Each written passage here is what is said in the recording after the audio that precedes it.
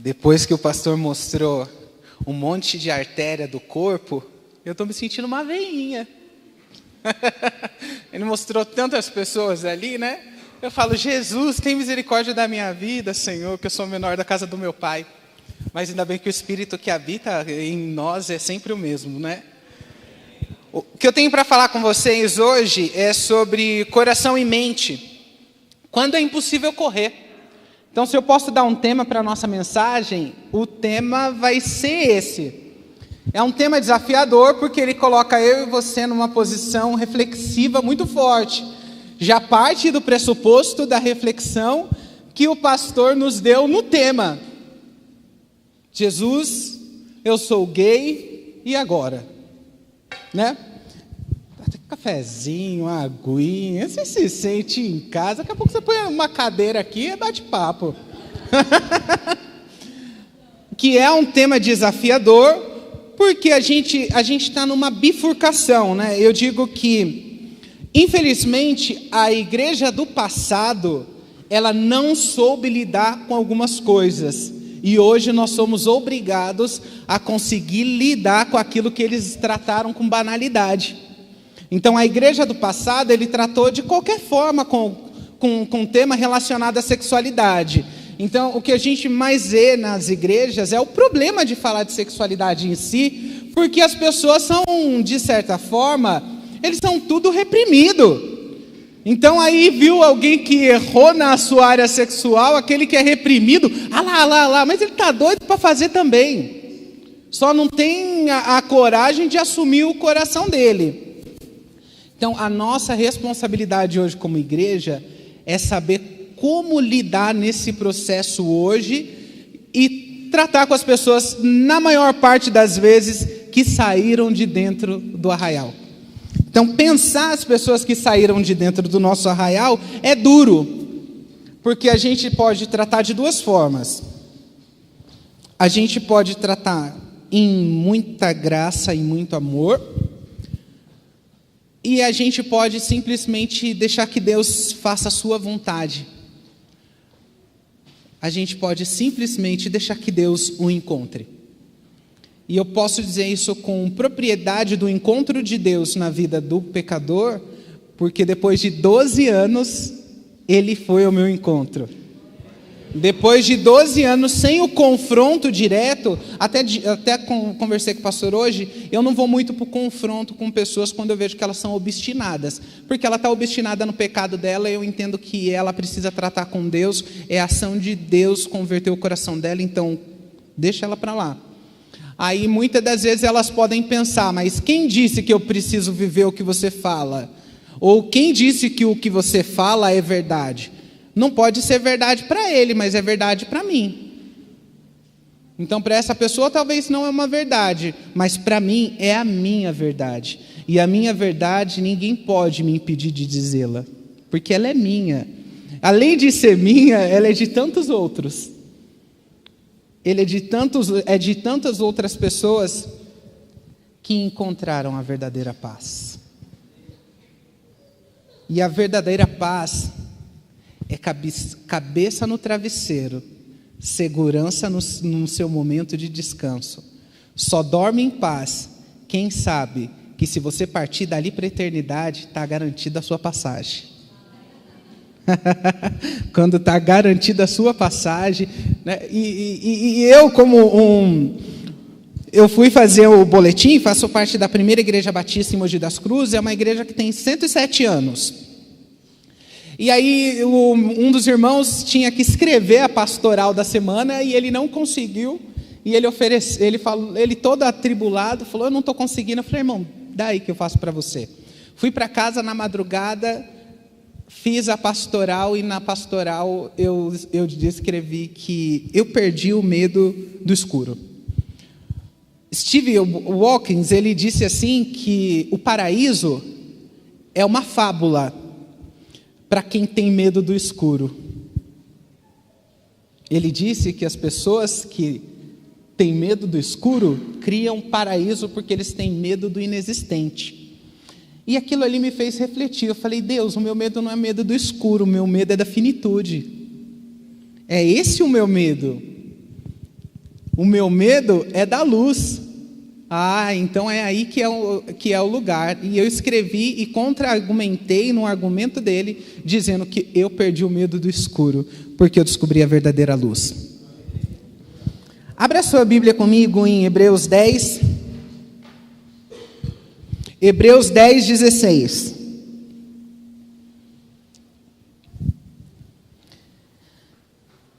Que a nossa mente esteja cativa ao Senhor, Pai, neste momento. E o nosso coração também, para a honra e glória do Teu nome. Diz assim, versículo 16: Esta é a aliança que farei com eles. Depois daqueles dias, diz o Senhor, imprimirei as minhas leis no coração deles e as inscreverei na sua mente. Eu vou ler só mais esses dois, ainda que eu vou ficar só nesse de cima. Acrescenta ainda, também dos seus pecados e das suas iniquidades jamais me lembrarei. Ora, onde há remissão de pecado, não existe mais necessidade de sacrifício de pecados. Eu vou pedir uma licença ao texto, né, porque eu vou ficar só nesse versículo, mas eu não vou entrar no contexto histórico desse versículo, porque daí ele não vai dar aquilo que eu quero passar para a gente. Ainda que esse versículo é uma resposta, é uma profecia de Jeremias. Jeremias profetiza que Deus ia colocar a lei dele na mente e ele ia imprimir no coração da humanidade isso há tantos anos antes do autor de Hebreus escrever aqui. Só que aqui o autor de Hebreus, como dominava muito bem a cultura, no entanto ele está escrevendo para os hebreus, ele já vem e ele passa isso para a gente. Então aqui já faz eu e você refletir uma coisa. Faz a gente refletir que não tem para onde corrermos. Você pode buscar ideias, você pode construir ideias, você pode fazer ideias, você pode usar filosofias, você pode usar o que você quiser. Mas uma vez que o evangelho ele adentra na recâmara do seu coração, uma vez que o evangelho ele entra dentro de você, você pode até se fazer de duro, você pode até se fazer de forte, mas no momento do vale da sombra e da morte, eu quero ver a sua coragem. É nesse momento que eu quero ver o ateu clamar por Deus. É nesse momento que eu quero ver as pessoas defenderem realmente o que elas acreditam. É nesse momento que eu quero ver o quanto aquilo que elas defenderam por toda a sua vida é uma verdade ou simplesmente é um egoísmo morando dentro do seu coração. Porque aqui, quando a gente encontra as leis dizendo aqui dentro desse texto, o Senhor Jesus pegou o decálogo, que são os 10 mandamentos, as 2 tábuas, a gente encontra 5 de um lado, 5 do outro, uma fala com o relacionamento entre o homem e Deus, e o outro do relacionamento do homem e o próximo. E Jesus, para ser mais sucinto, ele chega e fala, então vamos resumir todas as coisas. Ama a Deus sobre todas as coisas e ama o próximo como a ti mesmo. Então esse é o resumo da lei. Que a gente precisa amar a Deus e a gente precisa amar o próximo como nós mesmos. E aqui começa o momento do pega pra capar. Porque a minha proposta é falar e defender isso de acordo com a minha experiência, que a homossexualidade ela viola esses 2 princípios. A homossexualidade, enfim, ele vai violar esses 2 princípios. Amar a Deus sobre todas as coisas e o próximo como a ti mesmo. E eu vou colocar as minhas experiências pessoais aqui, explicando para vocês que isso que eu estou dizendo aqui é experiencial na minha própria vida, porque até então, para mim, eu até fazia aquela brincadeira. Homossexual? Nunca fui. Eu era mulher. Põe uma foto aí, irmão, para a gente bater um papo. Pode passar direto. Homossexual? Eu? Nunca. Homossexual? Eu não gostava de mulher. Pode passar. Pode passar? Aí, ó, essa é uma delas. Pode deixar assim, que daí está escrito homossexual. Eu? Não, eu era mulher. Porque a ideia da minha cabeça era o quê? Era que Deus tinha um problema com a homossexualidade. Mas eu era transexual. Então Deus não tinha problema comigo, não. Porque o meu relacionamento era eu, mulher, com homem. Então é um relacionamento o quê? Heterossexual. Mas que coisa louca na minha cabeça, né? Eu falava, eu vou para o céu, vocês vão para o inferno. Eu falava para o pessoal homossexual e eu acabava dizendo para eles, vocês vão para o inferno, eu vou para o céu, eu sou mulher. Então a minha cabeça era tão infectada com essa ideia, aí você pode se questionar, mas isso nasce, isso não nasce, isso você aprende, o que é isso? A definição de início, ela é bem complexa, porque a gente não consegue definir isso, qual é o momento que inicia. Mas o que a gente consegue definir é o momento que encerra. No momento que encerra, a gente consegue definir. Mas no momento que começa, não. No momento que começa, a gente está simplesmente sendo levado pela maré do mundo. A gente é levado por conta do pecado que degenerou a humanidade, e a gente vai indo junto. Então, irmão, você está dizendo que a homossexualidade é pecado? Claro. Não só eu.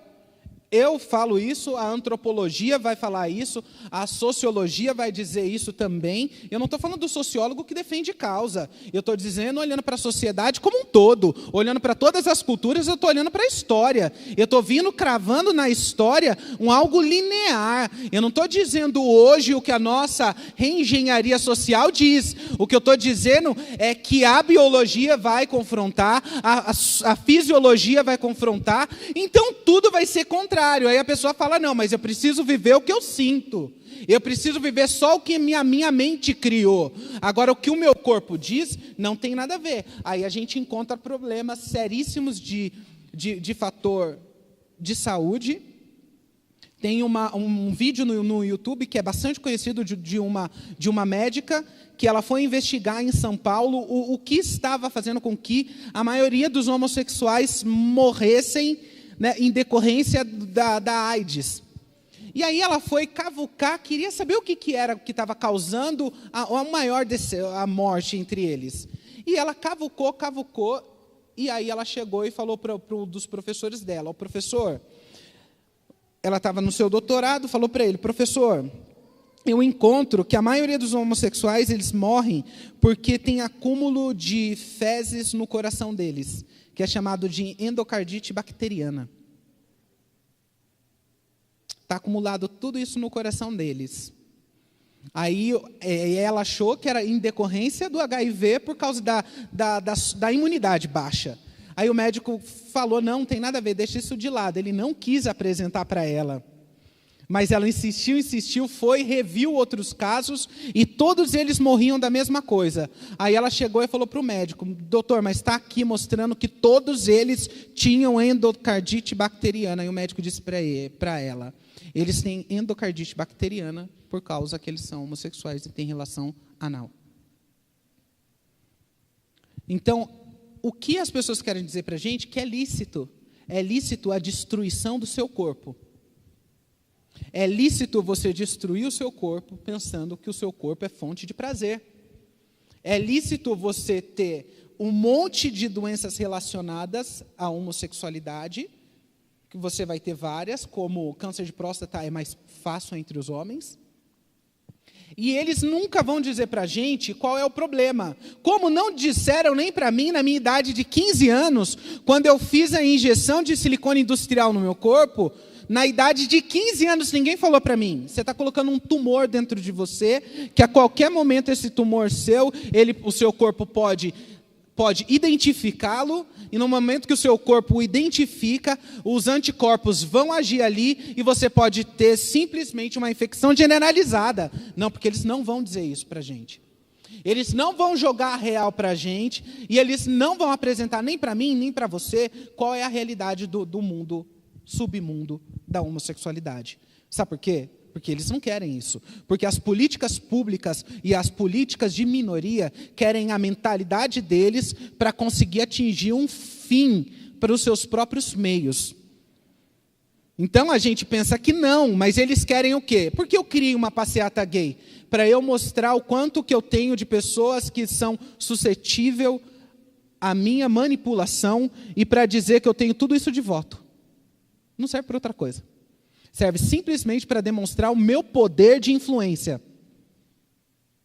Porque eu tenho um grupo com 3 milhões de pessoas na Paulista, isso quer dizer que eu tenho 3 milhões de pessoas que vão votar em quem eu quiser. Aí a gente está num contexto onde a gente é jogado de um lado para o outro só como estatística. A gente não tem valor enquanto humano.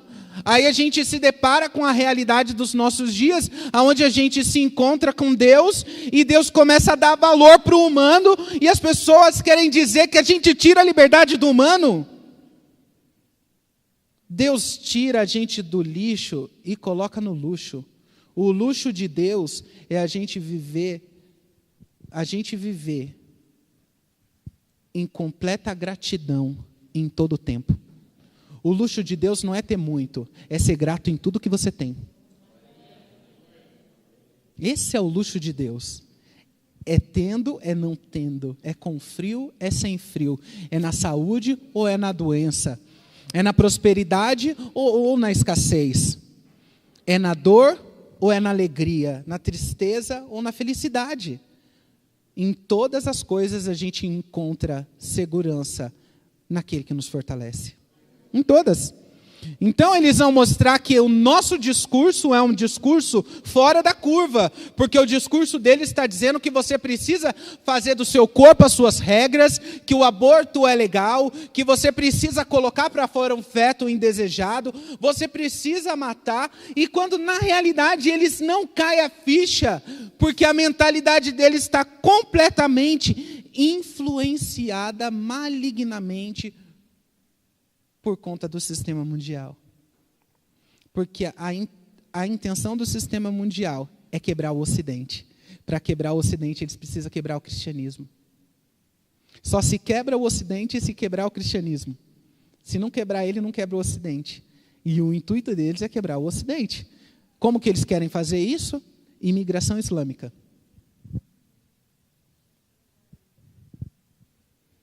Aí eles colocam os islãs para dominar o Ocidente, e eles fazem como o pastor disse. Enquanto a gente hoje no Brasil faz 2 filhos, 3 filhos, aqueles que fazem muito, eu não vou fazer tanto assim.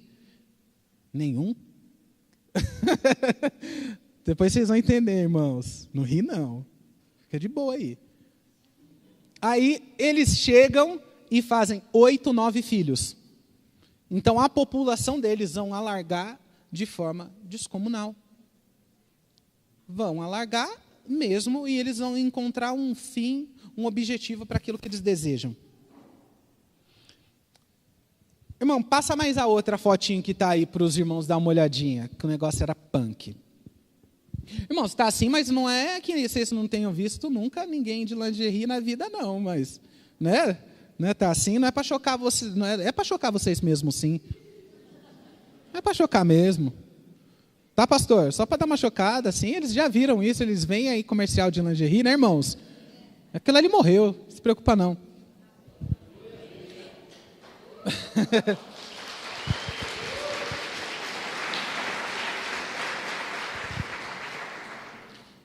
E aí, para poder responder o porquê a homossexualidade, ela viola os 2 mandamentos de Cristo, em Romanos 1, 25 diz assim: eles trocaram a verdade de Deus pela mentira e adoraram e serviram a criatura em lugar do Criador. E aqui, quando a gente olha a criatura, ele consegue abranger aqui de forma ainda maior.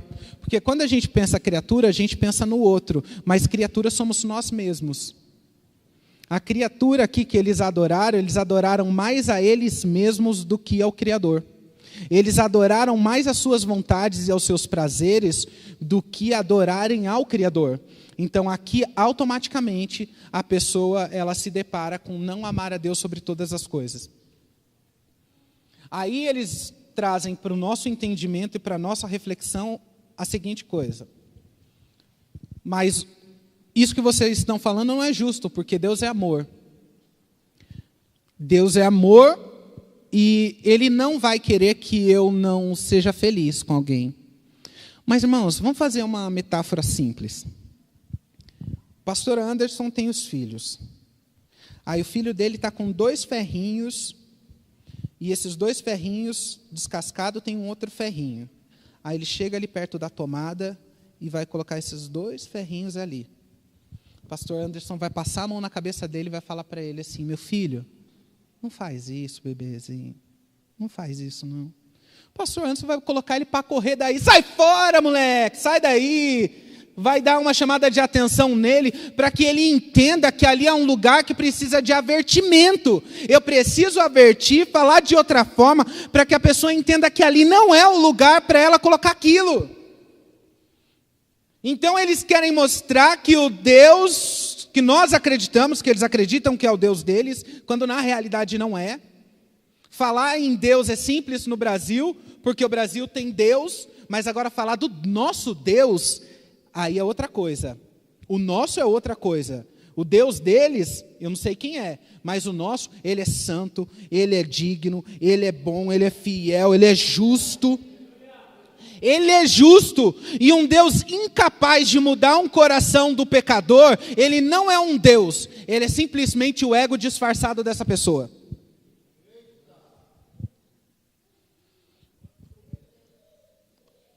Porque a gente olha assim e quer criar um Deus de acordo com a nossa vontade. Então a gente quer estipular para Deus quem ele tem que ser, quando na realidade ele já estipulou para nós quem nós temos que ser. Nós não fomos feitos para nossa felicidade, nós fomos feitos para o louvor da sua glória. Ele não nos criou para que sejamos felizes, ele nos criou para que nós o adoremos. Ele criou as nossas vidas como de toda a criação, porque a gente olha para a gente achando que a gente não é criação. Enquanto a gente encontra as estrelas, os animais do mar, enquanto a gente encontra eles fazendo uma música perfeita, orquestrada, para o Deus vivo, a gente ainda fica naquela assim, ó, titubeando, se a gente adora ou não adora. A gente não tem que pensar se a gente adora ou não adora. A gente tem que adorar e basta. E aí, se alguém quiser reconstruir a ideia disso que a gente está falando, cria um universo para você. Cria um universo para você.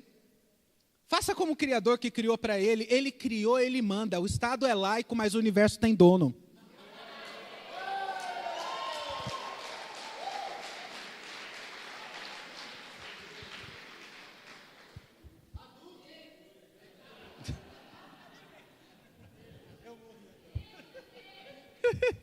Pastor. E aí o porquê que eles violam o 2º mandamento? Amar a Deus sobre todas as coisas. Amar o próximo como a ti mesmo. Romanos 1:31 vai dizer assim: embora eles conheçam a sentença de Deus, de que os que praticam tais coisas são passíveis de condenação, eles não somente as fazem, mas também aprovam os que a praticam. A maior definição de amor é você olhar para a pessoa, mesmo que você a perca, e você dizer para ela que ela está errada. A maior definição de amor é a perca para ganhar. Definição de amizade é você negar a si mesmo, você abrir mão de você em prol do outro. Então, todos esses dias eu estava em casa, para contextualizar o que eu estou dizendo para vocês. Estava em casa e eu estava na bad. Estava mal, andando de um lado para o outro e falando... Tem criança? Tem pequenininha? Não, né? E eu andando de um lado para o outro, falando: Jesus, eu quero transar. Jesus, eu quero transar. Jesus, eu vou pecar. Jesus, eu vou pecar. O tempo todo eu dizendo, né? 5 anos aí que eu estou graciosamente na presença de Deus, fielmente em pé. E eu falei: Jesus, eu vou. Senhor, eu vou. Não estou aguentando, brigando com Deus naquela luta. Aí eu fui assistir um filme, Até o Último Homem. Aí eu assisti até o último homem, quando chegou no final do filme, o Espírito Santo falou para mim: você é um tremendo de um egoísta, porque você só pensa em você. Você está pensando nos seus prazeres, quando você precisava estar pensando até o último homem. Eu falei: Senhor, então eu submeto a minha vida à tua vontade. Então eu mortifico o meu eu para que o Senhor reine. Então eu guardo a minha fé para que os outros entendam que há solução. Então eu permaneço firmado na tua presença, para que as pessoas sem esperança encontrem a esperança, Senhor. Então eu passo a vida inteira sem transar, se assim for. Eu passo a vida inteira sem fazer nada. Eu passo a vida inteira de boa na minha, porque eu sou feliz na minha companhia. Eu me amo como eu nunca me amei. Eu me amo demais. Não é egocentrismo isso, não. Eu fui completamente dependente emocional das pessoas, e relação sexual eu tive no mínimo 15 mil. No mínimo. Nem se juntar vocês aqui, fazer 4, 5, 6 vidas de vocês, vai pegar. Não vai. Não vai nada.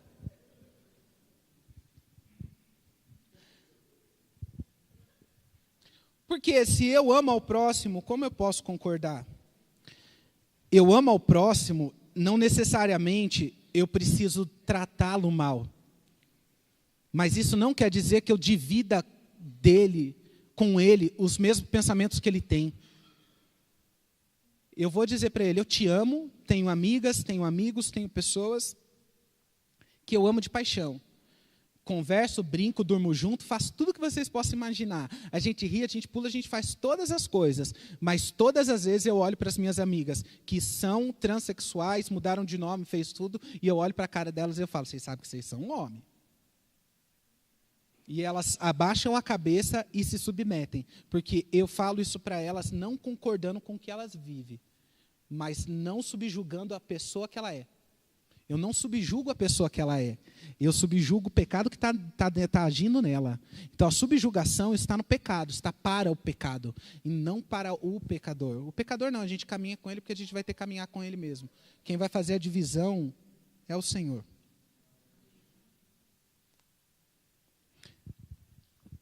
Com 7 anos de idade, eu tive o primeiro vislumbre de problema de identidade de gênero.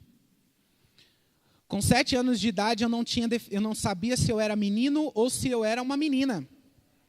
Com 7 anos de idade, eu já tinha muito bem na minha cabeça pré-fixado. Porque enquanto a minha mãe estava no trabalho, eu já estava vendo pornografia com 7 anos de idade. Aí a gente pode pensar de duas formas. Referência paterna, realmente faltou a masculinidade, porque eu acredito que quem puxa a masculinidade do homossexual para fora é outro homem.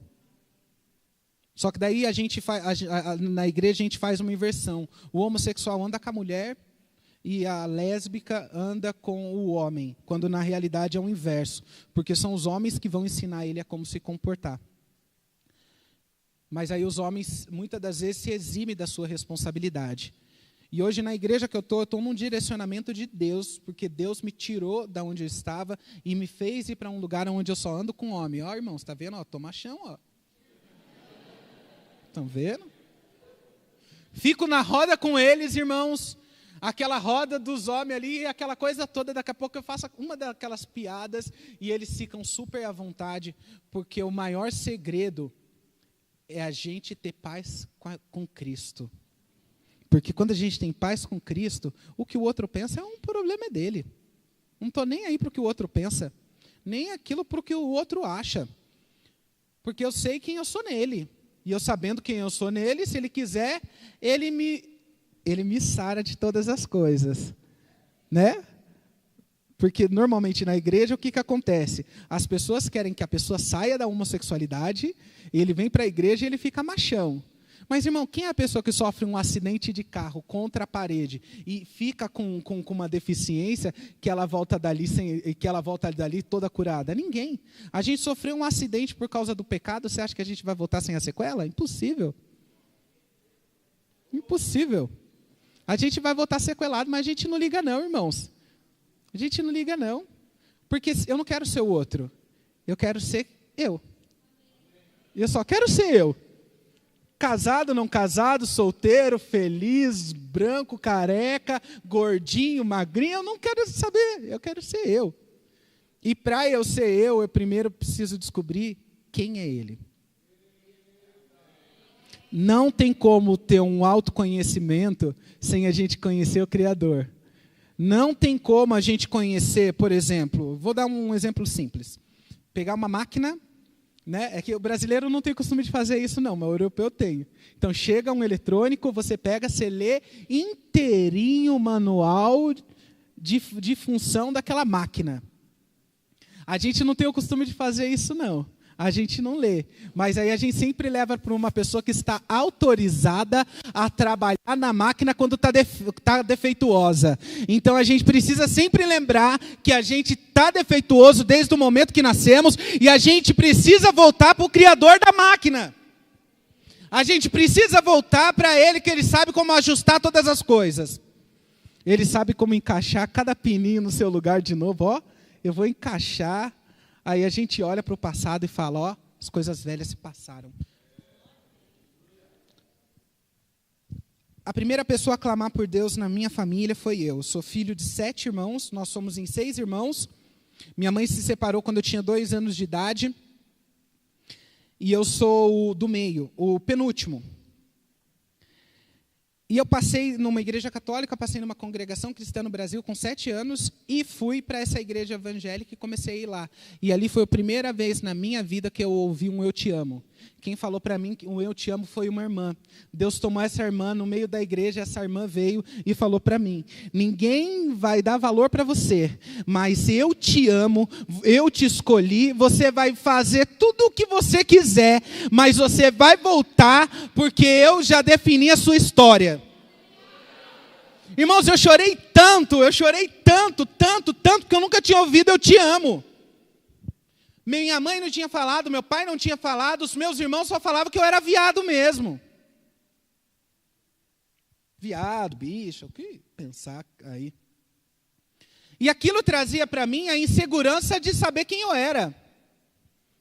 Mas eu não quero colocar a responsabilidade aqui no que eles faziam, porque eu vou jogar essa responsabilidade hoje toda nas minhas costas. Eu vou jogar toda essa responsabilidade para mim, porque aquele que pecar, certamente morrerá. Então eu vou jogar nas minhas costas a responsabilidade, porque enquanto eu estava vendo pornografia, eles nem sabiam o que eu estava fazendo lá dentro. Enquanto eu estava nas escondidas me encontrando com as pessoas, eles nem sabiam o que eu estava fazendo lá dentro. Então na construção vão dizer que a gente é desamparado, quando na realidade a gente quer satisfazer o nosso desejo carnal. Quando na realidade o que a gente quer é satisfazer aquilo que cresce em nós, os desejos. A gente entende que nos dias de hoje a gente precisa tomar cuidado, porque a gente sabe que as crianças são vulneráveis. Então, existem marcas que vão ficar na vida da criança por conta de um adulto. E na minha ficou, claro que ficou, marca sim, até porque outros adultos vieram me molestar de alguma forma, mas se eu falar para os irmãos que eu não gostava, eu vou falar uma mentira. Então, não estou nem me preocupando em dizer que, não vou me vitimizar, não. Eles tocaram, mas eu gostei.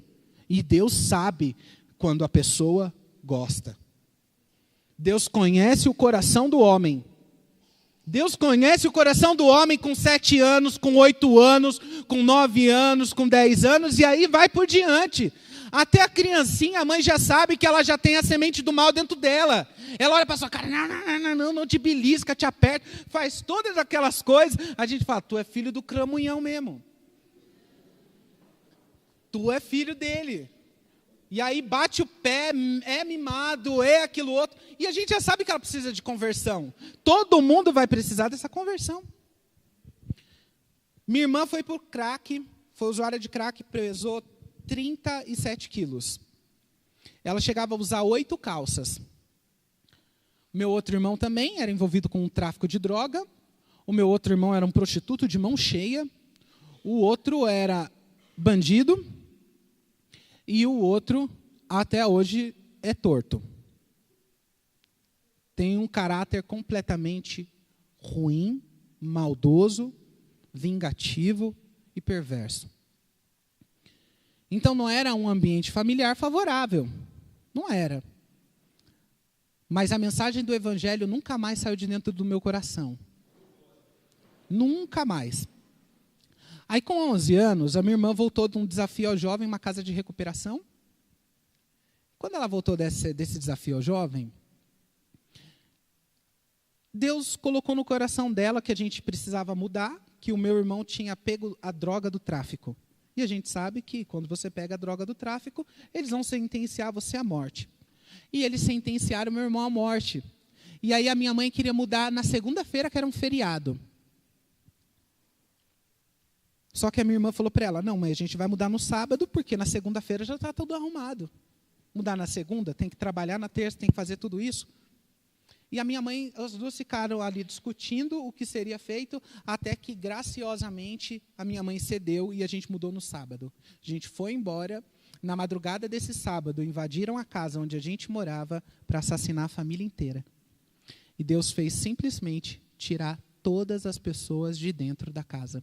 Aí a dona da casa procurou no bairro que a gente mudou e disse que tinham invadido a casa, tinham arrebentado as portas, as janelas, tudo, procurando a gente. E Deus deu um livramento coletivo para a família. Coletivo. Só que depois desse livramento, eu estava nesse tempo indo para a igreja muito bem, aí eu fui para outro bairro. Quando eu cheguei em outro bairro, eu fui, primeiro dia de aula, 12 anos de idade, mais ou menos, 11, 12 anos. Quando eu cheguei, duas meninas enviadas pelo Satanás perguntaram meu nome. Aí eu falei para ela, meu nome é Robert. Quando eu falei Robert, elas falaram, é viado. Aí elas falaram no meio de todo mundo que eu era viado. É viado, é viado, é viado. Aí dali, dos 3 anos da minha vida, foi os piores anos que eu vivi em questão de humilhação. Eu fui humilhado todos os dias, maltratado dentro da escola, porque eles viviam me chamando de Gina. Até cantava, se vocês querem que a Gina vá embora, vá Gina embora. Eu não sei, é aquele palito de dente, só pode ser, né? Não é possível isso. Aquele palito de dente, toda vez que eu olho para o palito de dente, eu falo, você está aí, né, me olhando, né? Olha, palito Gina nojenta. E aí eu fui relutando, porque eu fui continuando na presença de Deus e relutando. Aí a malhação passou, quem é da época aqui vai lembrar. Aí quem tem mais ou menos que nem eu, 18 anos, vai lembrar. Vocês acreditam, né? Na malhação passou um cara chamado Sócrates. Era com a Samara Filippo, naquela época um pouco mais, 2000, 2001, nessa época.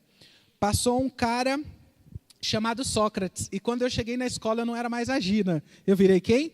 O Sócrates. Aí eu falei, caraca, agora eu sou o Sócrates, tá bom, pelo menos é nome de homem. E quando eu assisti aquela malhação, a rede de esgoto de televisão influenciou a minha vida de uma forma devastadora. Porque daquele programa de televisão foi quando eu tomei corpo, foi quando eu comecei a ficar rebelde. E a partir dali eu falei que eu era como ele. Só que daí, então, para mim, eu era só homossexual, né? Então, não tinha essa descoberta ainda. Fui, saí dali dessa escola, falei para minha mãe, me muda de escola, mudei de escola. Quando eu mudei de escola, eu já raspei a sobrancelha, fiquei com a sobrancelha bem fina, comecei a fazer a unha. Já tinha falado para minha mãe. A igreja que eu fazia parte, o pastor da igreja me chamou uma vez, me chamou 2 vezes. Na terceira vez, o pastor aplicou uma disciplina. Na 4ª vez, eu estava com um pecado obstinado, ele me excluiu da igreja e foi a melhor coisa que ele podia ter feito pela minha vida. Foi a melhor coisa que ele poderia ter feito na minha vida. Porque ali ele simplesmente fez com que eu vivesse o que eu desejava viver. E ali foi. Então, eu tinha 2 caminhos. Poderia dar tudo muito certo, poderia dar tudo muito errado. Mas o pastor foi sensato. Durante muito tempo eu achei que ele foi insensato. Mas hoje, entrando para dentro das Escrituras e conhecendo as Escrituras, a gente precisa sim se posicionar. As pessoas têm o direito de vir à igreja, mas agora ser membro da igreja e ter responsabilidades dentro da igreja requer obrigações. E a maior obrigação de todas é não ser mais autônomo. É não ser mais autônomo. O autônomo, ele anda por conta própria. Quando a gente vem para a igreja, a gente morre para nós mesmos. Nós morremos para nós mesmos. Então, é esse o segredo da pessoa estar com a gente. Não é se a pessoa é homossexual, se ela está no adultério, ou se ela é um ladrão.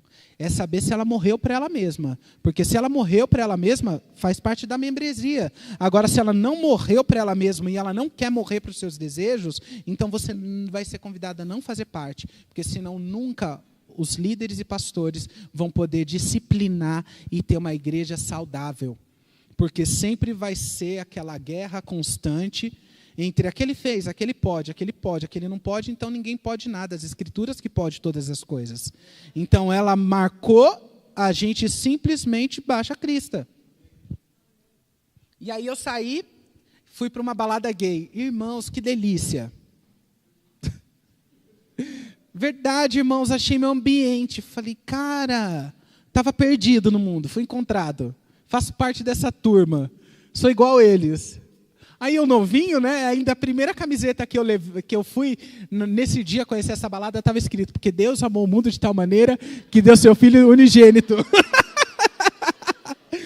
Aí o primeiro menino que veio conversar comigo perguntou o quê? Tu é crente?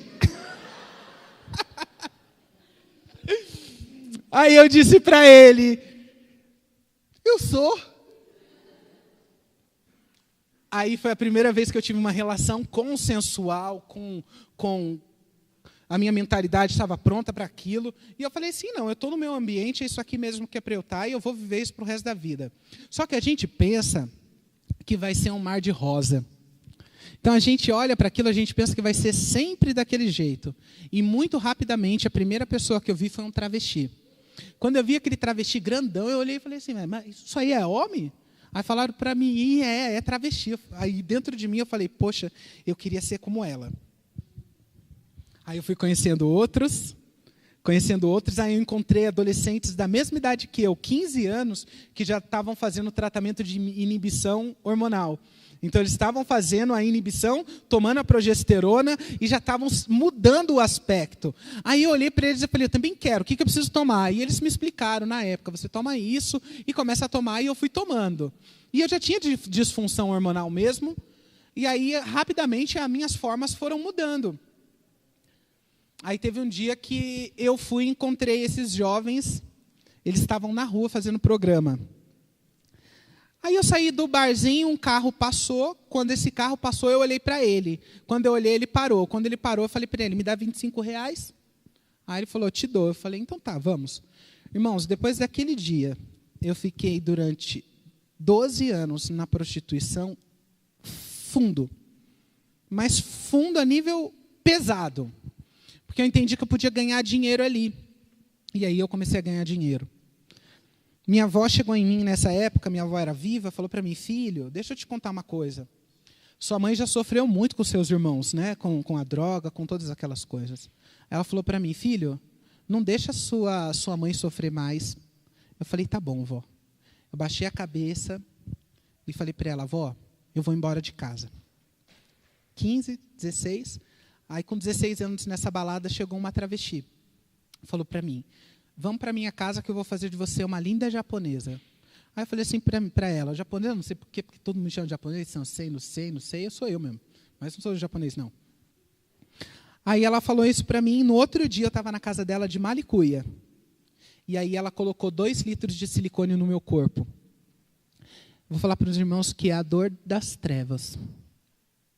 É a pior dor que alguém pode suportar, é você colocar um óleo no seu corpo, que ele serve para lubrificar o carro, para limpar o carro, colocar aquilo ali, e elas diziam que era a dor da beleza.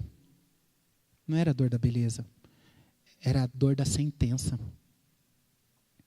Era aquela dor da sentença de você ter que conviver com aquilo para o resto da sua vida. Porque como ele é líquido, ele migra. Então você nunca vai conseguir retirar ele todo.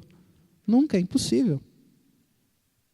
E aí ela foi e ela criou de mim um protótipo. E ela fez com que eu fosse a vitrine dela. E ela começou a me mostrar para todo mundo e foi cada vez mais me desenhando. E aí eu participei de um concurso de beleza em São Paulo. E nesse concurso de beleza apareceu uma proposta. Com 18 anos eu saí do Brasil e fui morar em Milão. Morei em Milão durante 6 meses. Ali eu descobri o luxo da prostituição na Europa. O que era você... Já sabia dos 16 anos. Só para os irmãos terem uma noção de cálculo, que eu acho que é muito interessante. Com 16 anos, eu fazia 30 salários mínimos. 30 salários mínimos é o equivalente hoje a aproximadamente R$30 mil. Eu fazia R$298, R$300 numa noite. Isso em 30 dias, eu trabalhava 30 dias, era R$30 mil. Quando eu cheguei na Europa, isso simplesmente triplicou. Fora que o euro multiplica, eu passei de 300 para 700, 800 mil. Aí o Deus dinheiro falou dentro de mim com muita propriedade. Eu era louco pelo dinheiro. Louco. Porque eu era pobre, de família pobre, não tinha condição, era maltratado, era rejeitado. E agora, com o dinheiro, eu tinha uma boa aparência, com o dinheiro eu tinha um bom carro, com o dinheiro eu viajava para onde eu queria, eu comprava o que eu queria e eu ainda sustentava a minha família. Mandava para minha mãe por semana R$700 nessa época. Por semana. Então ela fazia R$2.800 livre, sem nem sentir o peso. E eu depois, com o passar do tempo, acostumei ela tão mal, né? Que até ela também desintoxicar demorou. Aí Deus tratou ela também, né? Porque acostumei ela tão mal, só que minha mãezinha... Mãe, a senhora... Pastor, não deixa ela ouvir essas coisas, não. Ela é tão terrível que daí ela saiu de mim e foi para o outro meu irmão traficante. Ela era terrível, não podia ver uma notinha. Falar, ai mãe, a senhora é terrível.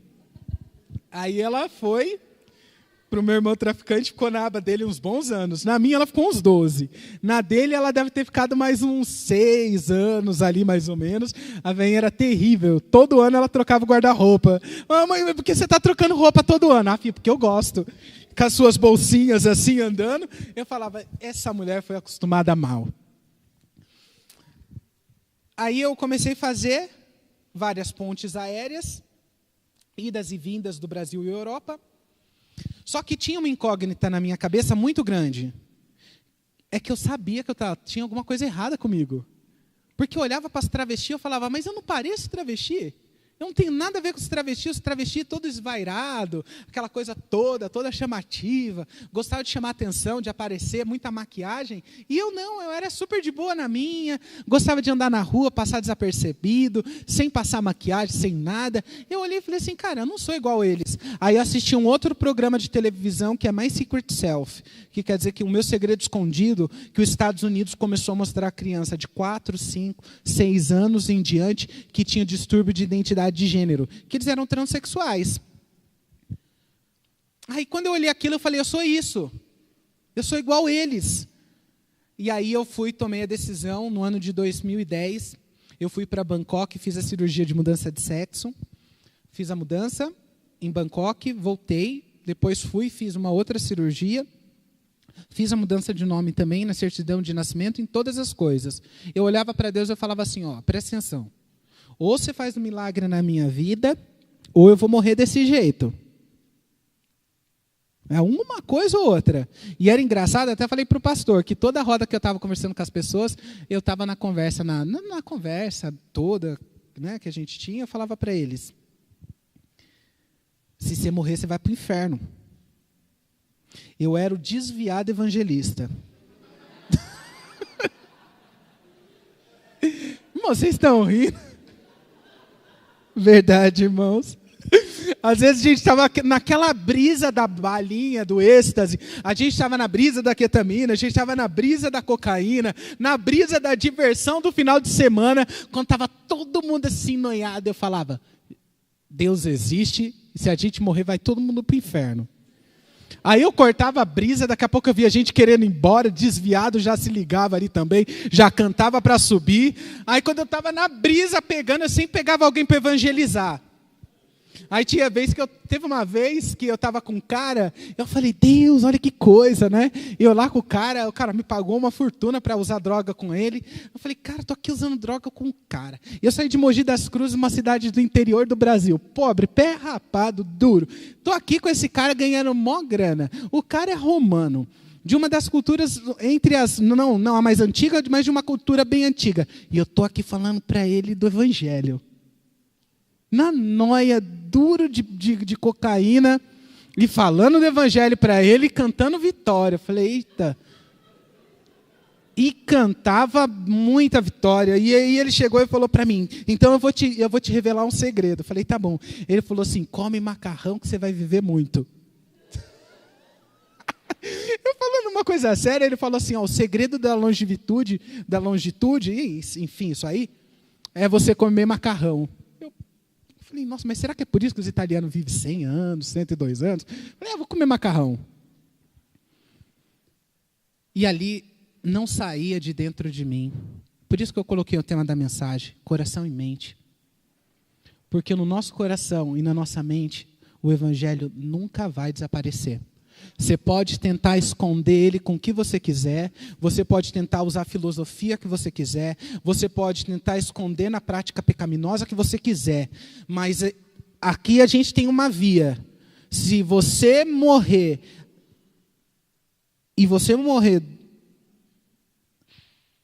acreditando que o evangelho é um fingimento ou que a nossa interpretação é errada, você pode ter dado um tiro no pé.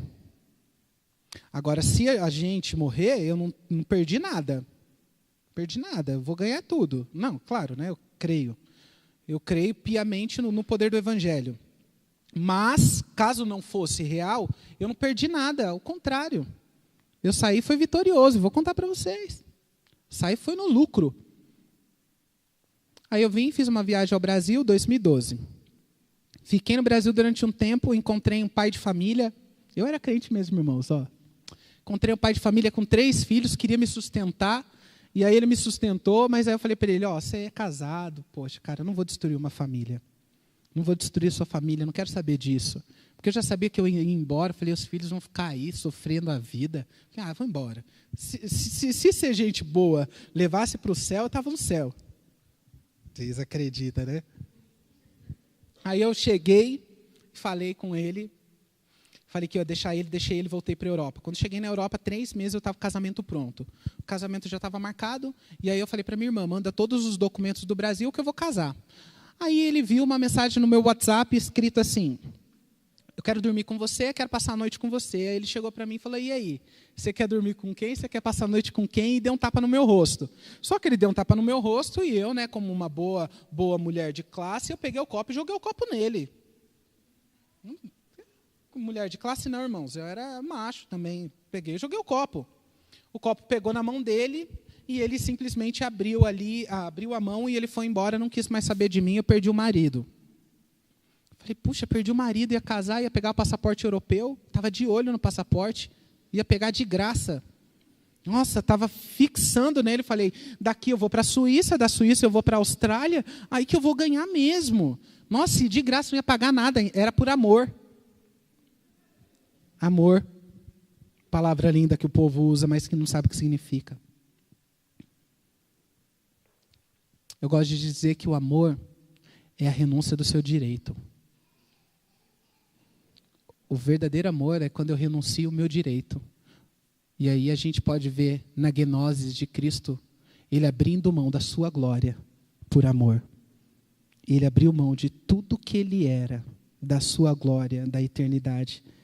E ele se esvaziou de si mesmo, para que a gente tivesse vida eterna. Isso sim é verdadeiro amor. Aí eu fui, quando deu, isso é 2012, 2013, encaixando ali. Quando deu 2013, na virada, meia-noite, eu estava numa reunião na casa de alguns amigos italianos. E aí, quando deu meia-noite cravada, que começou os fogos, chegou uma voz do meu ladinho e falou para mim, esse é seu último ano de vida. Você vai morrer esse ano. Eu falei, morrer esse ano? 2013, 27 anos? Aí vocês fazem o cálculo, vocês acham a minha idade aí. Falei, mas eu não vou morrer esse ano, não tem como? Beleza, fiz uma viagem, saí. Quando chegou perto de fevereiro, onde é o meu aniversário, eu fui para Milão. Cheguei lá, tomei 3 doses de vodka na balada lisa, né? Eu estava acostumado a beber, né, irmãos? Já bebi a vida inteira. Tomei as 3 doses, eu apaguei e acordei no hospital. Eu tive um coma alcoólico. Eu acordei no hospital 11 horas da manhã e rolou uma foto minha na internet. Eu parecia um cadáver, igualzinho um cadáver. Roubaram meu celular, roubaram meu passaporte, roubaram meu salto, roubaram tudo que eu tinha. Só não roubaram o casaco ainda porque eu dei sorte. Aí eu cheguei e falei com a minha irmã, falei, filha, o que está acontecendo, né? Porque ela falou, filho, toma cuidado, o que você está fazendo da sua vida? Eu falei, não sei, me deixa. Aí eu fui para uma outra cidade, São Bartolomeu ao Mar, e quando eu cheguei nessa cidade, um cliente, pela primeira vez, colocou na minha Fanta o Boa Noite Cinderela. Ele colocou, jogou, e daqui a pouco eu tomei. Depois de meia hora, eu vi que bateu a brisa. Falei, pô, você colocou alguma coisa aqui. Era só falar, né? Que eu tomava com você. Aí eu fiquei brisado. Falei, você me drogou, né? Não precisava fazer isso. Falava que a gente compartilhava junto, né? Aí ele foi, colocou e me levou para um lugar. Eu lembro que foi subir num lugar assim, me levou para dentro de uma casa, me violentou. Depois que ele me violentou, me levou para casa e me colocou na cama. Quem é a pessoa que comete um crime de violência sexual e ainda vai colocar a pessoa na cama? É louco, porque se uma câmera pegar, a pessoa vai ser denunciada, vai ser presa. Mas ele me deixou na cama. E aí eu falei com outro amigo meu, depois disso, passou esse tempo, falei com um amigo meu, falei, olha, Renê, eu estou cansado de viver aqui, assim, então vamos casar, vamos morar juntos, que daí eu consigo o passaporte, e preparei todas as coisas. Quando chegou entre o dia 1º e o dia 3 de agosto, um pouco antes eu estava na cidade de Catânia, encontrei uma pessoa que era super legal, fiquei apaixonadão, aquela coisa. Falei, olha, o cara me levava para passear, para fazer tudo. Falei, nossa, Alice no País das Maravilhas. Aí eu falei para ele, eu não posso ficar aqui porque eu tenho que casar. Vou casar, estou indo para Roma para casar. A gente chorou e se deixamos. Aí eu fui para Roma, cheguei em Roma, falei para ele, olha, eu vou para a cidade de Salerno, vou ganhar grana lá, quando chegar lá, eu volto para casa com grana para a gente poder ficar de boa. Cheguei em Salerno, eu estava com uma menina da República Dominicana. Ela fez um cliente, no segundo cliente era a polícia de Salerno. Eu não tinha nem virado o meu anúncio, a polícia bateu na porta e falou, vocês não vão ficar aqui, vocês vão embora. Aí eu falei, caramba, como que eu vou fazer agora? A polícia vai pegar minha digital. Minha digital era mais suja do que tudo. Já tinha sido pego tanto me prostituindo que a polícia já estava até cansada da minha cara. Aí eu falei, quando eles pegarem eu me prostituindo aqui, eles vão me deixar pode me mandar para o centro de acolhência de estrangeiro. Aí eu falei, e agora? Fiquei pensando. E eu casava no sábado. Eu falei, ele não pode me levar embora. Não pode. Aí esse policial falou para mim, volta para sua casa e vai para Roma. Só me deu o passaporte. O passaporte no nome de Sabrina era zeradinho. Mas no nome de Robert era sujo. Mas eu tinha mudado o nome, então ele não percebeu. Aí eu voltei, ele mandou eu embora para Roma e não pegou a minha digital. Eu falei, nossa, que coisa estranha. Pela primeira vez ninguém pega a minha digital, né? Não estou famoso. Aí eu fui embora, cheguei lá em Roma, falei para o Renê, eu vou ficar aqui. Isso foi na terça-feira. Quando foi na quinta-feira, chegou um cliente, 6 horas da tarde, e falou para mim, me ofereceu 1.600 euros, dá aproximadamente 5 mil reais, para eu poder passar a noite com ele. Aí eu falei, poxa, sexta-feira eu tinha que fazer unha, tinha um monte de coisa para fazer, já tinha feito depilação, mas tinha unha, cabelo, um monte de coisa para deixar pronto.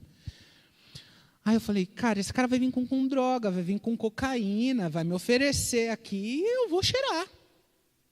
Dito e feito, esse cara desceu, subiu. Quando esse cara subiu, ele subiu com um tanto assim, apresentou. Aí eu falei, meu Deus, eu vou ficar aqui a noite toda. Fiquei pensando, pensei durante 2 horas.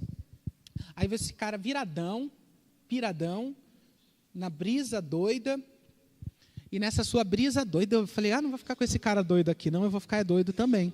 Porque eu não vou ficar olhando para a cara dele assim. Aí comecei a usar com ele compulsivamente várias vezes. Quando deu mais ou menos umas 10 horas, 10 e meia, eu do nada falei, vou deitar na cama. Fui deitar na cama, né, para dar uma relaxada no corpo. Na hora que eu deitei na cama, o meu corpo parou.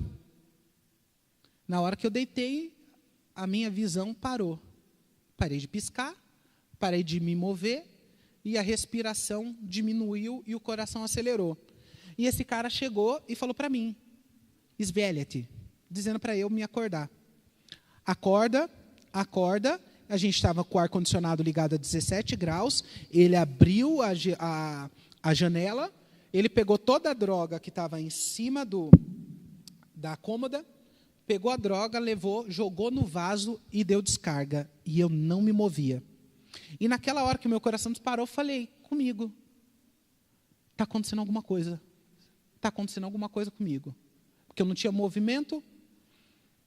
Aí na hora que eu falei assim, eu falei, eu vou morrer. Na hora, você pensa, né? Eu vou morrer. Na hora que eu pensei, eu vou morrer, a mesma voz que tinha falado comigo, na virada do ano, chegou ali e falou para mim, chegou o dia, é hoje. Irmãos, literalmente, eu entrei na angústia da morte. A gente fala da morte de uma forma folclórica, não experiencial. Porque quem experimenta a angústia da morte sabe o quão terrível é. E naquela hora que eu experimentei a angústia da morte do meu lado, eu falei com Deus, Deus, me dá uma oportunidade. Não deixa eu morrer, não. Quando eu falei, Deus, me dá uma oportunidade, não deixa eu morrer, não. Meu corpo ficou em pé. Eu fiquei em pé na frente da cama. Na hora que eu fiquei em pé, entrou uma voz dentro do meu quarto e começou a falar comigo. Sou eu, Deus, que falo com você. Se você morrer vestido de mulher, você vai para o inferno. Eu não fiz você como uma mulher, eu fiz você um homem, seu nome é Robert. Seu nome é Robert, volta para sua casa, volta para sua família e vai se humilhar. Você é uma pessoa arrogante, prepotente, soberba e orgulhosa. E passa pela porta estreita.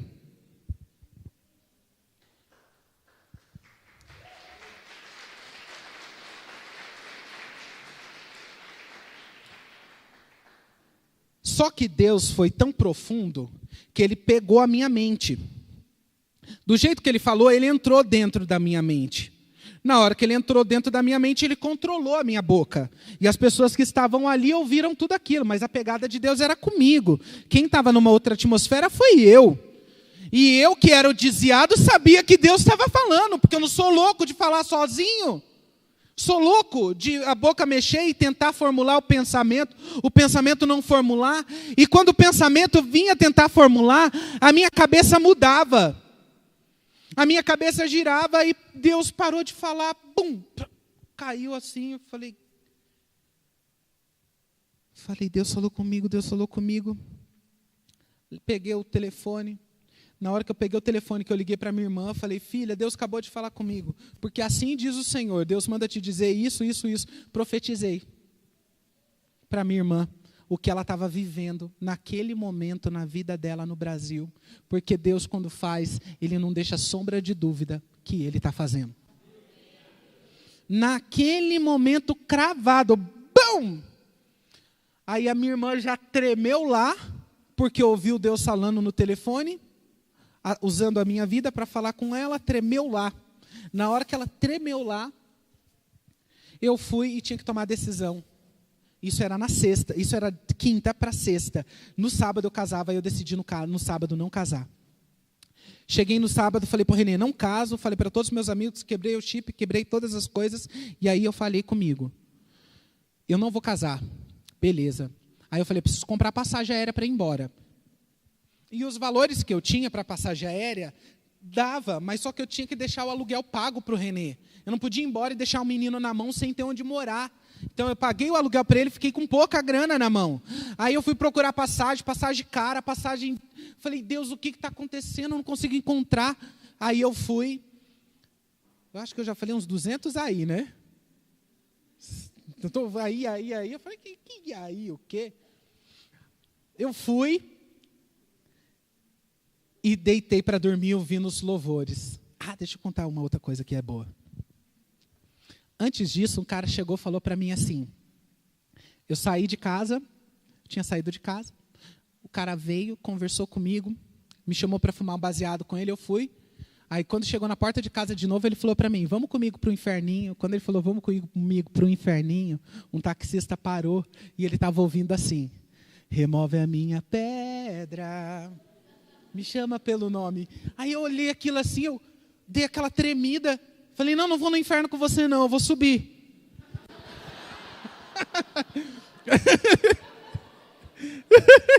Eu falei, não vou não, vou subir. Subi, fui lá, coloquei o louvor no computador. Irmãos, eu chorei tanto.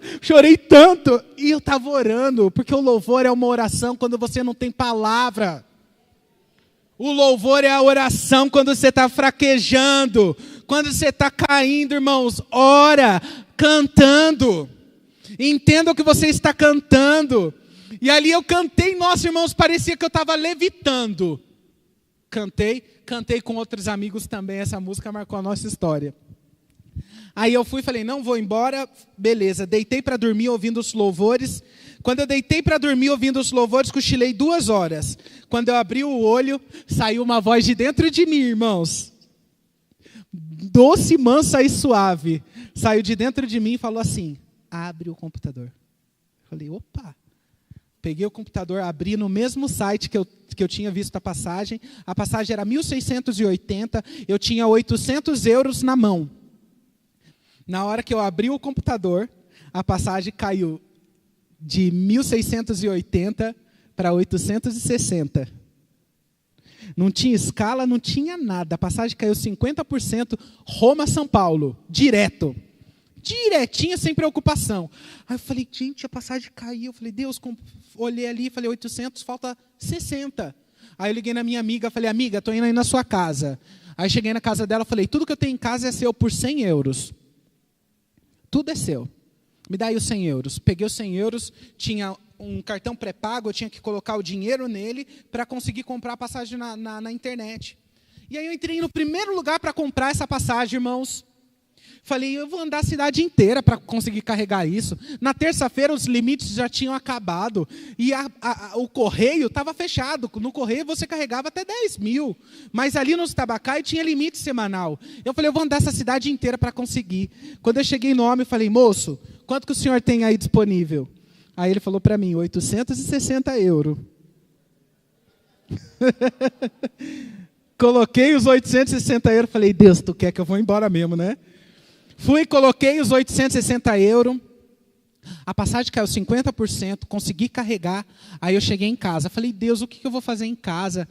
O que eu vou fazer no Brasil, Senhor? A minha mãe está com problema, meu irmão tem problema no tráfico, meu pai toma umas birita, Deus. Eu sei que o Senhor falou que eu tinha que me humilhar e tudo, eu vou me humilhar.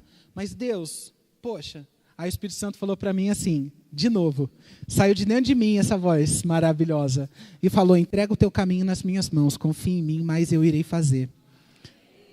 Aí eu falei, tá bom, Senhor, eu entrego a minha vida nas tuas mãos. Irmãos, na hora que eu falei, Senhor, eu entrego a minha vida nas tuas mãos, eu fui para o espelho. Na hora que eu cheguei no espelho, caiu dos meus olhos as escamas. Eu olhei para o meu braço e para os meus pés e eu falei, eu sou homem. Caí no chão, comecei a chorar. Deus, eu sou homem. O que eu fiz da minha vida? O que eu fiz da minha vida foi, irmãos, imediato. Naquele momento foi imediato. Deus fez eu olhar para dentro de mim. Sabe o que parecia, na realidade? Que eu tinha vivido um sonho e eu tinha voltado nos 15 anos de idade naquele dia.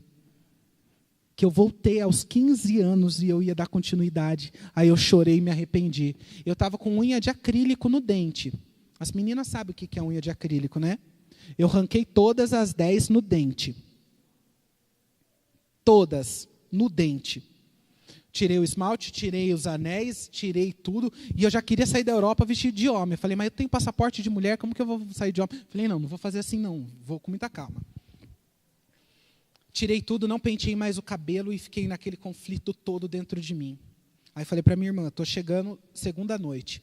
Peguei, viajei, cheguei segunda noite. Quando eu cheguei, falei para ela, olha filha, Deus falou comigo, eu não vou viver mais essa vida, Deus mudou a minha história. Ela falou assim para mim, filho, há 3 meses atrás, Deus falou assim para mim, deixa o seu trabalho. Ela saiu do trabalho e Deus falou para ela, coloca a sua casa em ordem. Ela começou a colocar as filhas e o marido em intercessão pesada durante 3 meses. Aí nessa semana Deus deu um sonho para o meu cunhado, que a minha irmã estava grávida de 9 meses e o menino já ia nascer. Aí quando eu cheguei no aeroporto, a minha irmã falou para mim, filho, não se preocupa, não é a mãe que vai cuidar de você, quem vai cuidar de você sou eu. Vem para casa. Minha irmã me colocou na casa dela com 2 filhas, uma de 10 anos e uma de 12 anos. Ela me colocou dividindo o quarto com 2 meninas. Ela me colocou lá porque ela sabia que aquele que começou a boa obra, ele completa a boa obra. Ela sabia que ele ia completar. Ela sabia que ela precisava estender as mãos. Porque muitos tinham ido e apresentado esse texto para ela, dizendo que ela concordava com a minha prática. Não, ela não concordava com a minha prática, ela me amava. Aí eu cheguei e ela me deu, falei para ela, filha, estou aqui, isso foi na segunda, cheguei, terça-feira, quarta-feira, eu fui no shopping perto da cidade, cheguei lá, cabelo preto na cintura, entrei no primeiro restaurante, no primeiro cabeleireiro, e falei para ela, corta o meu cabelo bem pequenininho. Mostrei uma foto, ela cortou o meu cabelo. Eu coloquei um top, tinha uma prótese de 600 ml. Então eu amarrei a prótese, cortei o cabelo, entrei na primeira loja e saí de lá vestido de homem. Depois de 12 anos eu saí de lá vestido de homem. Quando eu cheguei na porta da loja do shopping, o cara falou para mim, ô brother, testificou. Que isso, irmão? Irmão, depois de 12 anos, eu falei, cara, testificou, fiquei feliz da vida. Falei, olha aí. Falei, tá vendo, filha? Testificou. Aí fui e falei para ela, filha, você precisa... Pô, eu preciso de uma Bíblia, né? Quem é o crente que não tem uma Bíblia? Aí ela falou, nossa, por incrível que pareça, eu passei no centro da cidade e eu comprei uma Bíblia. E a capa dela é azul. Olha aqui, e deu para mim a Bíblia. E a editora é Vida Nova. Eu olhei e falei, e aqui, ó, testificou de novo. Até a editora falou comigo, era Vida Nova. E aí eu passei, falei para ela, filha, Deus abençoe. Irmãos, passei esse tempo, cortei o cabelo, fui para a igreja, participei com os irmãos. Aí eu ia toda terça-feira numa Assembleia de Deus de Madureira, lá perto de casa. E eu estou sentado lá no final da igreja, lá no finalzão, a mulher que estava pregando na frente me chamou. Só que naquela semana, eu tinha ido no banheiro, na frente do espelho, e falei com Deus. Falei, ó Deus, o Senhor me chamou, eu estou aqui. Deus, deixa eu com jeito de viado, não. Por favor, Senhor. Toca no meu jeito, toca na minha vida. Me muda. Porque eu não quero ficar andando por aí, né? Ainda que... Né? Eu falei, Deus, por favor. Aí eu cheguei lá no fundo da igreja, ela fala para mim, ô jovem, você que está aí, vem cá. Falei, eita, comecei a tremer as pernas, né? Porque quando Deus vai falar, né? A gente treme. Olha só. Cheguei lá na frente da igreja, ela me virou para os irmãos e falou, vocês não dão nada para esse menino, mas ele está lutando para ser homem. Com 2 anos, os pais dele se separou. Com 7 anos, a vida dele começou a entortar e veio traçando a minha história toda. Quando ela veio trazer, Deus veio falando a minha história inteirinha, aí ela cantou assim para mim. Aquilo que parecia impossível, aquilo que parecia não ter saída, aquilo que parecia ser tua morte, Jesus mudou tua sorte, você é um milagre, está aqui. A minha vida parecia impossível porque não tinha quem me tirasse daquela prática. Aquele dia era o dia da minha morte. Jesus se manifestou, mudou a minha sorte. Eu era um milagre, eu estava ali. E eu nunca tinha ouvido aquela música na minha vida. Ela cantou a minha conversão. E aí ela falou, ainda tem mais. Fica aqui do meu lado, vem chuchuzinho. Me abraçou. A minha irmã lá no fundo da igreja, ela falou, jovem, fica em pé aí. Durante 12 anos você pensou, você orou e você achou que o seu irmão viria no leito de hospital pronto para eu levar para a eternidade. Mas sou eu, Deus, que faço como quero, como bem entendo e da forma que eu quero. E aí a minha irmã sai no meio da igreja, e eu aqui fui encontrar ela no meio da igreja. Os irmãos sabem que as irmãzinhas já estavam, ó.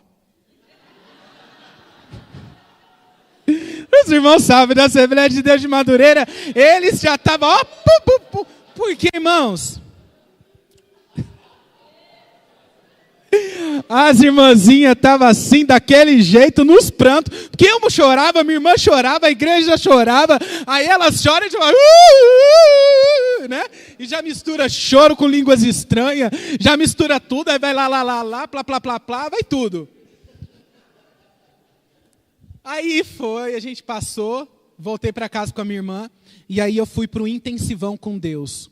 Passei 10 meses. Nesses 10 meses eu só saía para ir para a igreja. Eu ficava dentro do quarto durante 10 meses, lendo as escrituras mais de 10 horas por dia. 10 horas, 9 horas, 8 horas. Ficava trancado dentro do quarto. Teve um dia que eu li Pedro 5 horas, não entendi nada. Aí eu li Hebreus, eu chorei tudo. Molhei as páginas todas. Falei, não era para eu ler Pedro, não. Era para eu ler Hebreus. Falei, Jesus é lindo. Chorei.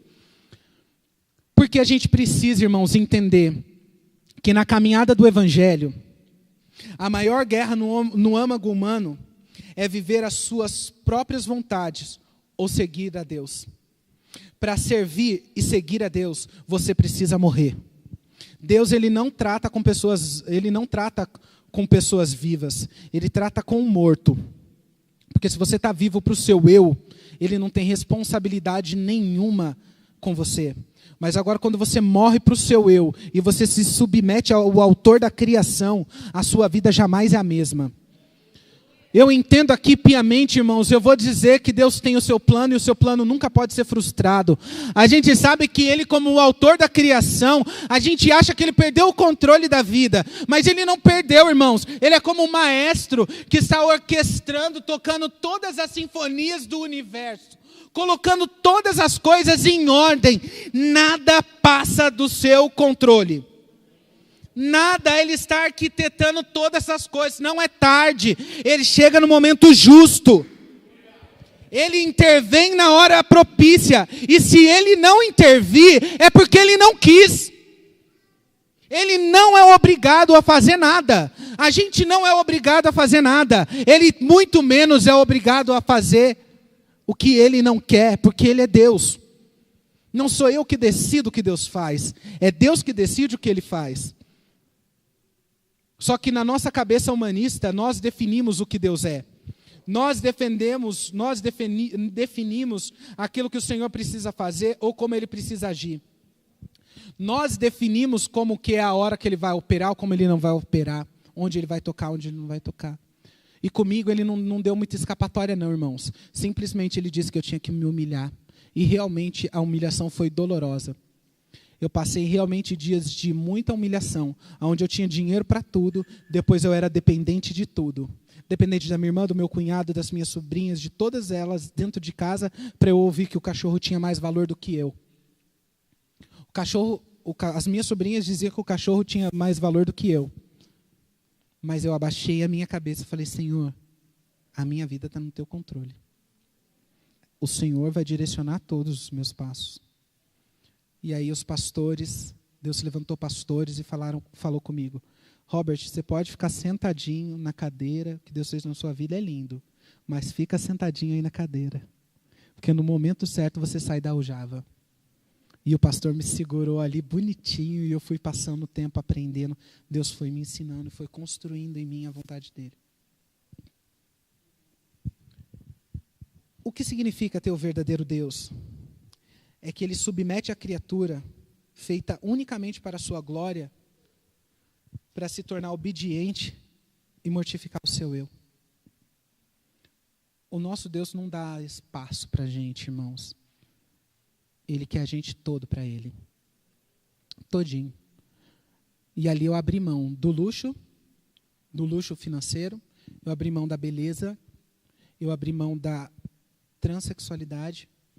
Ali eu abri mão da homossexualidade na minha vida, porque eu falei para Deus, homem nenhum encosta mais a mão em mim. Porque eu não faço, não é porque eu não tenho vontade. Eu não faço porque eu não quero. Só é livre quem pode dizer não. Quem não pode dizer não é escravo. A liberdade está para aqueles que conhecem a Cristo. Foi para a liberdade que Ele nos chamou. Uma vez que a gente conhece a verdade, Ele nos liberta. A verdade muda o nosso viver. Eu defino: o poder do Evangelho derruba todo ídolo e é impossível servir a Deus de forma autônoma. O pecado da humanidade, que é o pecado de Adão, de Eva, de toda a humanidade, é querer ser autônomo. Nós não fomos chamados para andar de forma autônoma. Nós fomos chamados para estar debaixo da poderosa mão de Deus. A gente foi feito para se submeter ao único Deus. É essa a nossa responsabilidade. Somos convidados a voltar à origem, onde paramos de buscar a Deus e agora nós passamos a ser procurados por Ele. Em João 4, a gente se depara com uma mulher samaritana na boca do poço. E essa mulher samaritana na boca do poço, ela fala para Jesus: Jesus, mas dizem que é em Jerusalém que precisa adorar. Jesus falou para ela assim: quem Deus procura são adoradores que o adoram em espírito e em verdade. Em Jesus, a gente volta à origem. Não somos nós que buscamos a Deus, mas é Ele que busca a nós, como na virada do dia. Porque na virada do dia era Ele que ia buscar Adão e Eva. Mas depois o pecado se encerrou. E agora em Jesus é o segundo Adão. E isso é religado de novo. Aonde Deus busca adoradores que o adorem em espírito e em verdade. A busca agora é de Deus por nós. Hoje é Ele que vem nos buscar, para a gente oferecer para Ele a nossa adoração. Há poder. O poder, uma boa definição de poder, é você conseguir fazer todas as coisas na base da influência. E o Evangelho é o poder de Deus, porque ele influencia a humanidade. Ele influencia a humanidade sem precisar usar força. Ele simplesmente abre o coração humano e diz para eles: tem vida e vida em abundância. Ele abre o nosso coração e mostra para a gente: isso aqui vai passar. Depois que minha amiga escreveu essa frase do Stephen Hawking, quando eu coloquei embaixo: a Terra é o paraíso das pessoas que têm medo da luz. Porque a terra é o único paraíso que o ímpio vai desfrutar. E é o único inferno que nós iremos desfrutar. É só isso. Porque a nossa eternidade já foi paga. Foi paga por bom preço. Foi paga para nos livrar de todas as coisas. Foi paga para nos livrar de qualquer coisa. A homossexualidade, a bissexualidade, enfim, a lesbianismo, enfim, todas essas coisas aí, é simplesmente só um detalhe. É um detalhe de um eu que as pessoas não querem abrir mão. É um detalhe de um eu que trava as pessoas a viverem a escravidão. Que Deus tenha misericórdia das nossas vidas todos os dias e que todos os dias o pecado não volte a nos dominar. Que a gente seja livre do pecado, né? Que a gente não cultive pecados de estimação. Que a gente não traga para a nossa vida dependência de pecado, mas que a gente seja livre nele para adorar Ele todos os dias. Porque na eternidade é o que a gente mais vai fazer, é render graças a Ele. Render graças a Ele porque Ele foi bom. Ele é bom. E durante toda a eternidade a gente vai desfrutar da sua bondade. Toda. quer acreditar, vem com a gente. Você não quer acreditar, fica à vontade. Eu posso dizer na maior tranquilidade para vocês, hoje eu durmo no escuro. Verdade. Hoje eu durmo no escuro. Eu levava um abajur para todo lugar que eu ia dormir, porque eu tinha medo. Hoje não. Hoje eu durmo no escuro. Sabe por quê? Porque Ele é a minha luz. Vamos orar? Vamos orar? Falei bastante, irmãos. Como vocês aguentaram? Jesus. Jesus. Coloca a mão aí no coração. Para a gente fazer aquela oração pentecostal. O irmão Batista falando aquela oração pentecostal. Ainda bem que eu sou misto. Senhor, o Senhor é que sopra o vento, Senhor, e o vento vai para onde Ele quer. O Senhor é aquele que tem poder, Senhor, para tocar os corações e mudar corações. O Senhor é aquele que faz nova todas as coisas. Uma vez que a Tua mensagem tocou no nosso entendimento e fez morada no nosso coração, a nossa vida jamais é a mesma, Pai. Diante da realidade daquilo que o Senhor é, de tudo que o Senhor fez, nós nos prostramos em gratidão. Nós nos prostramos com o coração gratos diante de Ti, Senhor, porque nós não merecemos nada do que o Senhor fez. O mundo pode dizer que é mentira, que é fantasioso, que tudo isso é ilusão, que nós estamos errados, Senhor. Mas nós sabemos o quanto o Senhor é bom e o quanto o Senhor é bom para nós. O quanto que o Senhor mudou a nossa história. O quanto, Senhor, que a escravidão não nos domina, Senhor. O quanto que o desejo sexual não nos domina, Deus. Mas que seja esparsa essa voz, Senhor, por essa cidade. Que essa cidade, Senhor, seja dominada. Que essa cidade entenda, Senhor, que existe um Deus. E esse Deus, Ele é santo. Que essa cidade entenda que seja derrubado todo principado. Que seja destronado, Senhor, a corrupção de Brasília. Que seja destronado, Senhor, todo militante, Senhor, que causa divisão no pensamento dos jovens da nossa cidade. Que toda influência na vida das crianças seja derrubada no nome de Jesus. Não, as nossas crianças não vão ser influenciadas. Há poder no nome de Jesus para destituir toda autoridade, todo principado e potestade. Satanás, eu te digo em nome de Jesus, bata em retirada. Você perdeu, porque na cruz você foi destituído.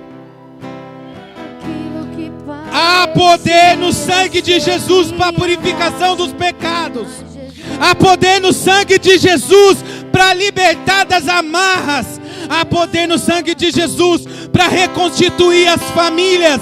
Há poder no sangue de Jesus para fazer nova todas as coisas. Há poder na cruz.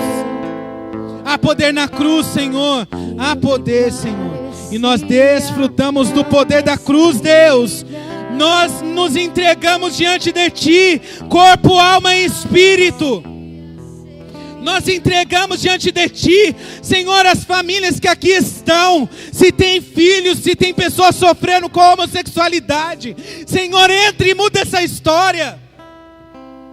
Deus, se a pessoa que está aqui ainda tem dúvida, Senhor, não consegue acreditar, tira, Senhor, a venda dos olhos para ver que a homossexualidade destrói. Senhor, a homossexualidade destrói o nosso corpo e os nossos dias na terra se deterioram. A expectativa de vida de um homossexual é pequena, Deus. O diabo quer a nossa vida, Deus. O diabo quer roubar de nós, Senhor, o bem precioso que o Senhor nos deu, que é o sopro.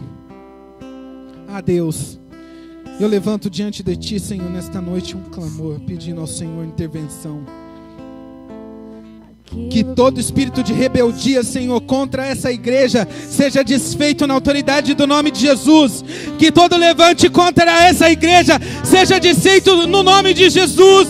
Que abra-se as porta, Senhor, prosperidade para que os campos missionários sejam fartos. Ah, Deus, que seja feito como a tua vontade, Deus. Nós cremos que a tua vontade é boa, perfeita e agradável. Nós cremos na perfeita vontade de Deus. Nós cremos na perfeita vontade de Deus para Brasília. Nós cremos, Senhor, na perfeita vontade do Senhor para essa terra. Derrama, Senhor, chuva serôdia e inunda, Senhor, os corações, para a honra e glória do nome de Jesus.